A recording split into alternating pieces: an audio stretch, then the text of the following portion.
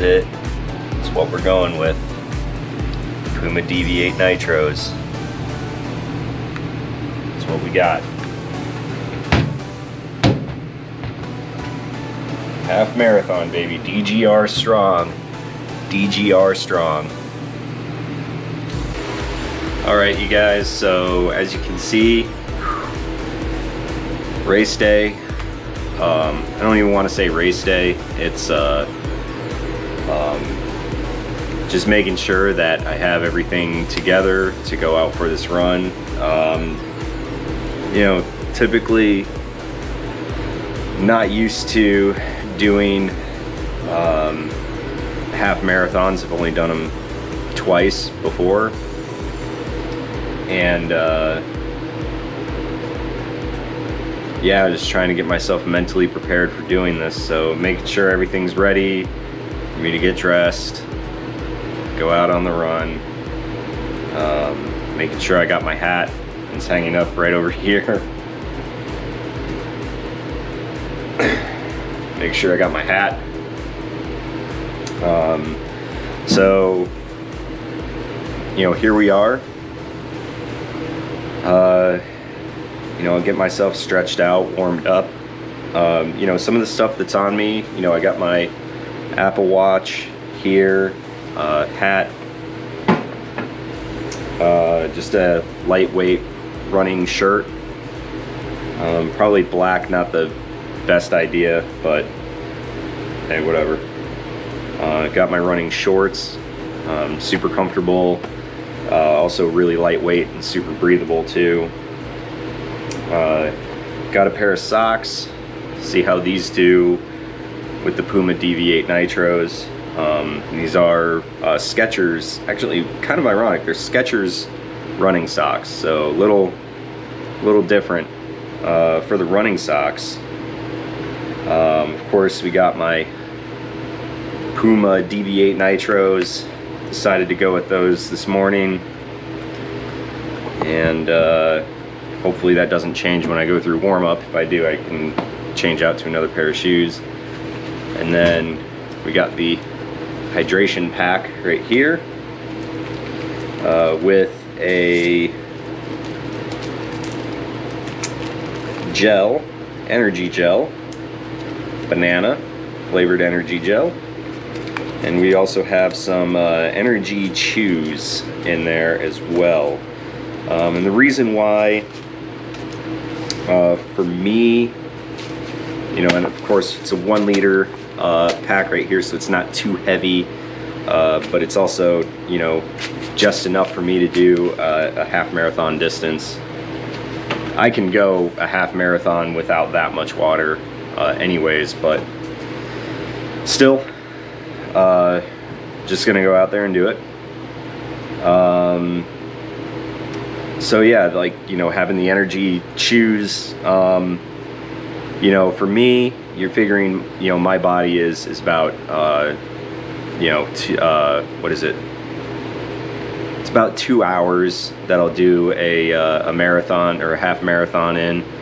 So if I'm doing a half marathon, you figure about every 45 minutes or so, 45 minutes, hour, you know, realistically, I could probably go about an hour and 20 minutes before I need to have something in my system that's not just water. I need to have some sort of like energy, you know, because my body's used up so many carbs and so many sugars and all those things that I need to have for this particular run. So you got to have something to kind of give you the energy, especially when the pack is pretty much filled with water. You know, you kind of got to have something to give you the energy. So you know, kind of eat those while I'm on the run. Not going for any records today. It's just a matter of getting out there and just putting the 13.1 miles in for the DGR Distance Classic, the DeMoor Global Running Distance Classic. You know, thank you at Seth James DeMoor. If you haven't subscribed to his channel, I'll at him in the description below. By the way, guys, please click that like and subscribe button. It really does help me out. So yeah, we're gonna get warmed up, get stretched out, and you know, when I'm ready, I'll start the run on the watch. And oh, last thing, got a pair of headphones. Let's see if I can find them. Yep, right here. Got my Beats headphones that I wear out on my runs, so those will be going with me as well.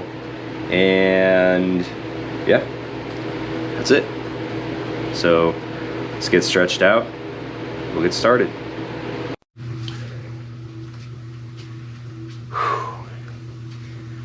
All right, guys. Oh man, I'm exhausted from that run. Okay, so didn't get to film any video during the run. You know, I didn't bring my camera with me, but really just kind of wanted to just point a few things out about doing the half marathon.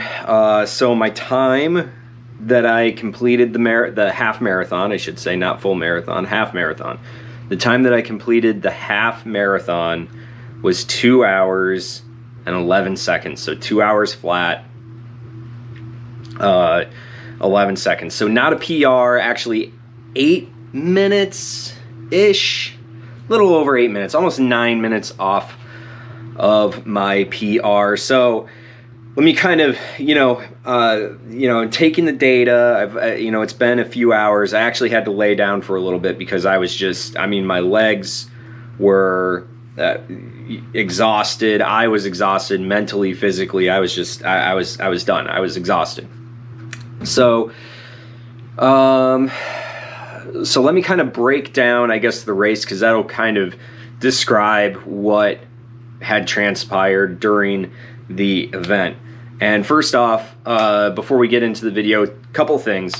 I'd like to ask you all to please click that like and subscribe button if possible. It really helps the channel out, helps me expand not only my viewer audience, but it also helps me expand my ability to create more content for you.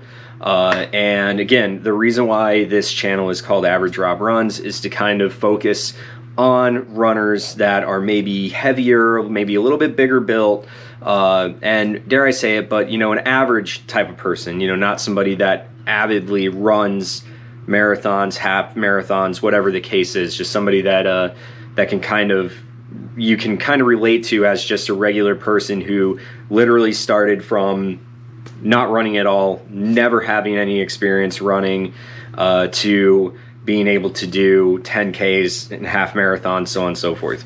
So that's kind of the first part of it. It just kind of broadens my audience, so I really appreciate that. Second part of this portion of the video, because I know I have the recordings that I did earlier of the prep and whatnot to the event. The second part of it that I would like to thank is fellow YouTuber Seth James DeMoor of DeMoor Global Running. If you haven't subscribed to his channel, I will at him in the description below. The reason he's probably one of the most popular guys on YouTube as far as running is concerned, but he's really kind of inspired me as a runner to be able to focus on certain parts of training better, as well as, obviously the shoe reviews and whatnot, but really just focusing on, just being a better runner in both your mind, your physical, and your family life as well. And I've learned a lot from him in training blocks and so on and so forth. So I'll leave a link to his YouTube channel in the description below. He hasn't reached out to me to do this. This is just me doing it for him. I know I've got much smaller audience than he does, but I'd still like to share any of my viewers that haven't subscribed to him. Please go check out his channel. Absolutely amazing. Definitely, probably one of the nicest guys on YouTube. Hopefully one day I'll actually be able to meet him. It would be cool. But right now, focus on the running. So I wanted to break down the event for you. Today's event was the DeMoor Global Running Distance Classic. This is the second year that he has put on this event. This event actually runs from May 15th to the 23rd, so it's a 7-day, 8-day period. You can actually still sign up for the event. In fact, you know, and it's actually inexpensive too. You can sign up and just do the event. If you want a shirt and a medal, those cost a little extra, but I think for me it was like 35 bucks or something like that. So it's really not that expensive. Probably one of the most affordable virtual events that I've actually been a part of. So, and it goes, a lot of the proceeds go to a really good cause. I think it's called Run Like Gabe, who was a runner who unfortunately, due to medical circumstances, lost her life. But really inspiring cause that this goes to. So definitely something to look forward to. If you can donate a little bit more, it's an option on there. So I'll put a link in the description for the event. You can still sign up, still do the event all the way through May 23rd. So definitely go there. So breaking down the race. And I hate to call it a race because it's virtual, so I didn't get to be around other people, and it's kind of a course that I had to almost kind of throw together in my mind just running around the neighborhood. So a little bit of challenge there because I was constantly having to think about, okay, where, you know, which turn am I going to take? Where am I going to go? So it wasn't really like a course laid out like you would get at a live event. I wish it was. I honestly, I do. I wish it was a live event, but it, you know, for a virtual race, especially since that particular race it's a global community, so you just kind of do it wherever you can. So that's a little difficult. But breaking down the race, first part of the race was actually really good. And like I said, I did do the event in my Puma DV8 Nitros right here.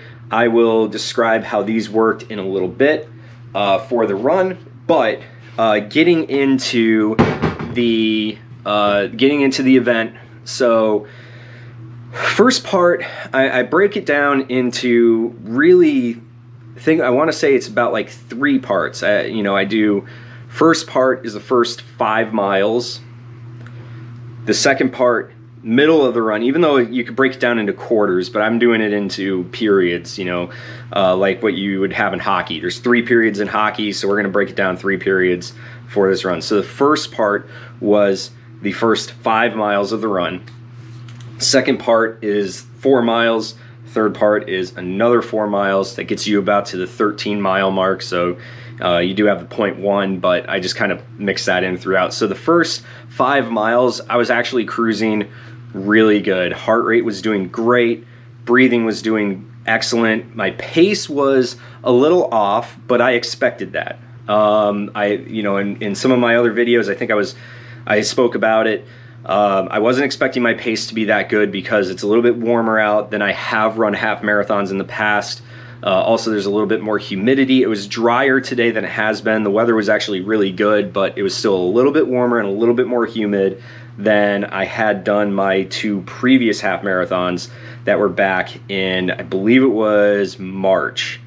So that's kind of where the weather kind of stood, but I was feeling good. I was, you know, even though my pace was a little bit off, I was thinking, conserve that energy, conserve what you can, and then kind of the last, maybe that last period, that last 4-mile run, pick up the pace.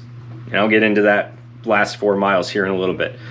Pace was good. The course layout that I was on was really good. Feet were feeling good. I had rested 2 days prior, so I was really just feeling it. I mean, it was feeling good. I was feeling energized. I was comfortable. I was doing great.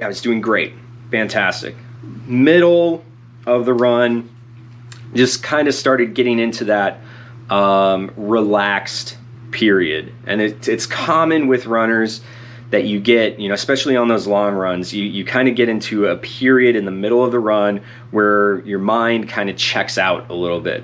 I was using the Nike Run app. There is a half marathon guided run on there, so having one of the Nike Run coaches kind of talking to you during the run to do a systems check, to see, where your mind's at, where your eyes are at, where your chin up, is your shoulders relaxed, is, how's your hips, your legs, all that kind of stuff. How's your pace? Is the effort where you want it to be? So I was listening to that while I was on the run, but you still hit that middle point, even with somebody talking in your ear, to just kind of check out a little bit. And that's kind of what happened with me, is I kind of checked out a little bit. My pace was a little bit off, but I was also like paying attention. Okay, well, let me plan this route here. Instead of going this way, I'm going to go this way to kind of eat up some more mileage. And, it was just playing, a mind game at that point. So I get into the third part of the run, last 4 miles.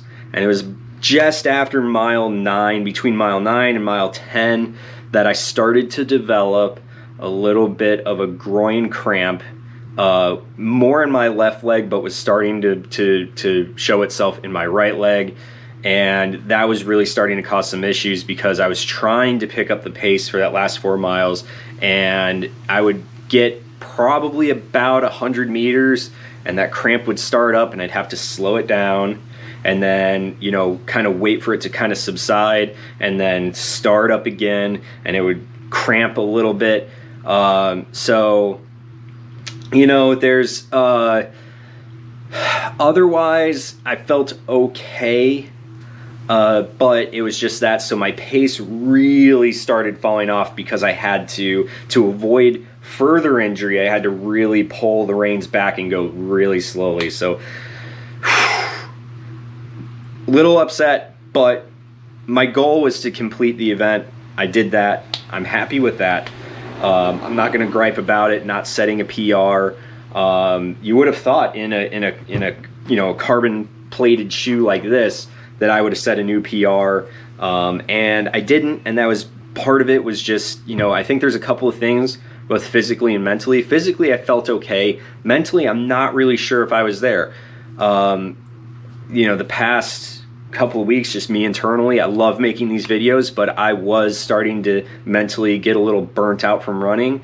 So I think that may have played a role in it. How motivated was I going out there to do this run? That's probably the big question. And I don't know if I can answer that right now, because I don't know how motivated I really was.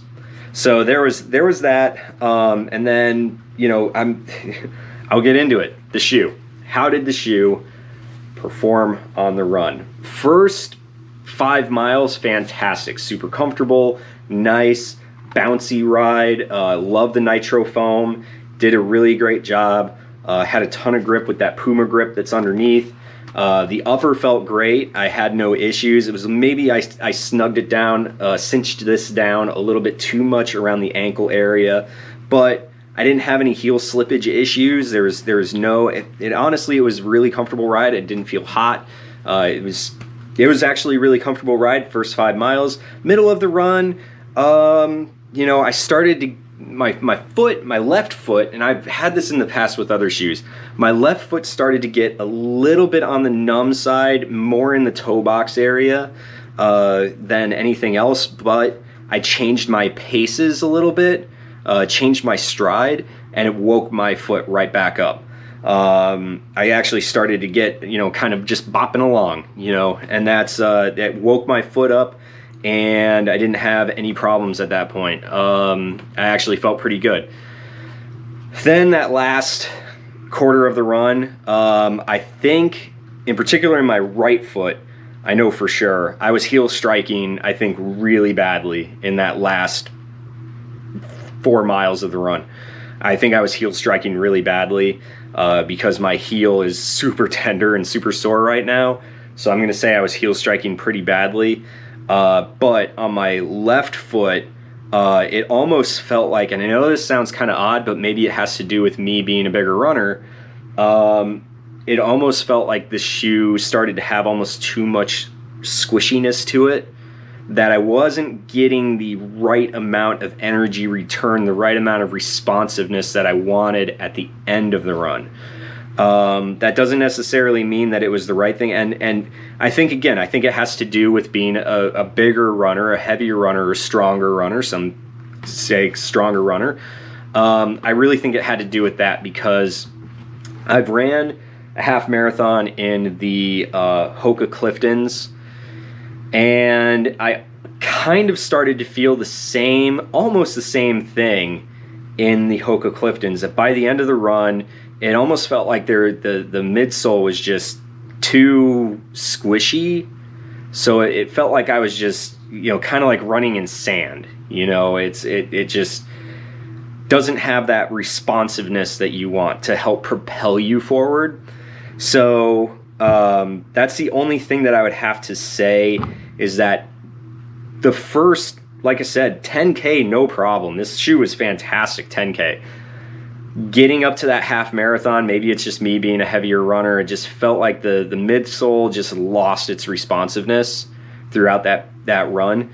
So I don't know if that had something to do with it or not, because like I said, and I didn't get to post the other video, the pre-video of this, but I was deciding between this shoe, the Puma DV8 Nitro, the Asics Glide Ride, and the Asics Nova Blasts. And I really started thinking about this morning throwing on the Glide Rides, because I ran a half marathon in the Glide Rides. I had no problem with that shoe. In fact, that's what holds my half marathon PR, is the Glide Rides. And I was really thinking about getting in the Glide Rides. They're a little bit firmer in the midsole, but I think that firmness of that flight foam midsole kind of helps me, being a bigger runner. It's a little bit more supportive underneath my foot, so I get a little bit more responsiveness out of it to move forward. The other one was the Nova Blast, and that's because that shoe, I mean, I've ran a couple of 10Ks in the Nova Blast, and that shoe, I could run a 10K and feel like I could run more. And I've never gone further than 10K in the Nova Blast. So I was just a little afraid that getting up in that mileage, that is the stability of the Nova Blast, going to become an issue. I'm a pretty strong runner. I'm a pretty stable runner. I love the Nova Blast. But getting up to that mileage, is the Nova Blast going to be stable enough for me, or are my ankles going to even be stable enough to handle the Nova Blast? So that's kind of the reason why I backed out of the Nova Blast. But hindsight's 2020. I wanted to give these a shot in a half marathon setting, and honestly, they really weren't that bad. I really did enjoy them. It just, to me, and it could have just been my feet. My feet, I think, were just done, and because they felt stable, they felt incredibly stable. And even when I was able to pick up the pace, you could definitely feel that plate working the way that it should. I have no qualms against. I would go and run in this again in a half marathon, but for whatever reason, it just felt, and I think it was just my feet, it just felt like the midsole had just died on me. Like there was just no rebound to it. It was just squish, and that was it. So that's just kind of how I felt on this particular shoe. I wouldn't change it though. I would try it again in this shoe. Maybe when I'm a little bit fresher, maybe a little bit better trained, I would do it again. So I'm not going to look any differently. Could I have used the Endorphin Speeds? Absolutely. Probably would have been a better shoe for me to use. But hindsight's 2020. So all we can do is just take this and move forward. And as Seth, I've brought him up earlier in the film, as Seth has said on his YouTube channel, now that my peak race is out of the way, I consider this my peak race, even though it was virtual. Even though my peak race is out of the way, now that it's out of the way, it's time to rest. It's time to take a few steps back. It's time to get mentally recovered, physically recovered, and then pick it up again and start training for the next one, maybe in a couple of weeks. But until then, I'm probably going to be taking the next week off to recover. That doesn't mean it's a week of not doing anything. It's just a week of letting my body and letting my mind just recover from this half marathon. So again, I'd like to thank everyone out there for watching this video. If you've watched it all the way through, thank you very much. Please click that like and subscribe button. And guys, thank you again so much. And as always, enjoy the run.